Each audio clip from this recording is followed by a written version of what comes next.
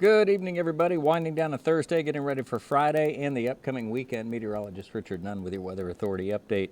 Looking ahead to the weekend, a term that I try not to use is washout. But this Saturday is looking more and more like a washout. A long period of time here that we're going to see rainy conditions, certainly more than soggy. This will start late Friday night and continue to stream through the area throughout the entirety of Saturday's forecast. Let's walk you through what we have outside right now. We've got 50s and 60s after seeing daytime highs in the 70s.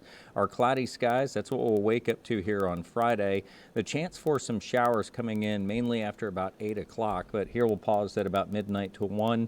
Northeast Florida right now under the light rain, and that continues throughout the bulk of the day on Saturday. I'm not talking about southeast Georgia as much here because by noontime in Waycross, 2 o'clock, 3 o'clock, 4 o'clock, you'll actually see the rain letting up in southeast Georgia, but those streaks, those stripes that are going to continue across northeast Florida, there you go. That's early Sunday morning before that finally starts to separate throughout the day on Sunday. So here's Saturday and Sunday's combined totals. You can still see that we're approaching 3 inches here in Daytona. That's not going to be good for the race and or race fans.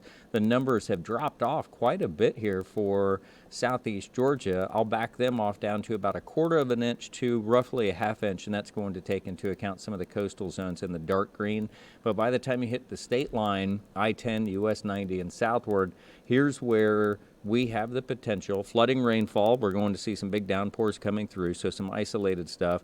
Extended timeline, so at least 2, 3, 4, 5 hours at a clip where we're going to see rounds of rain coming through, and that starts to add up with those rainfall totals. And I pointed out Daytona. I've had a number of email here, folks that are asking what's that looking like as they head south.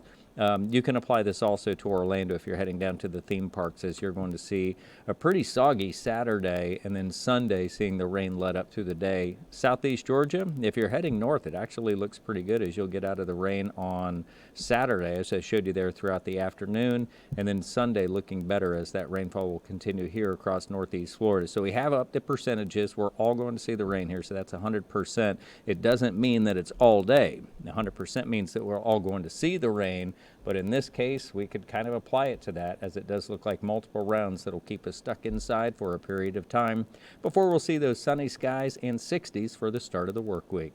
That's your Weather Authority forecast. It's always a click away at News4JAX, a shout away on your favorite devices.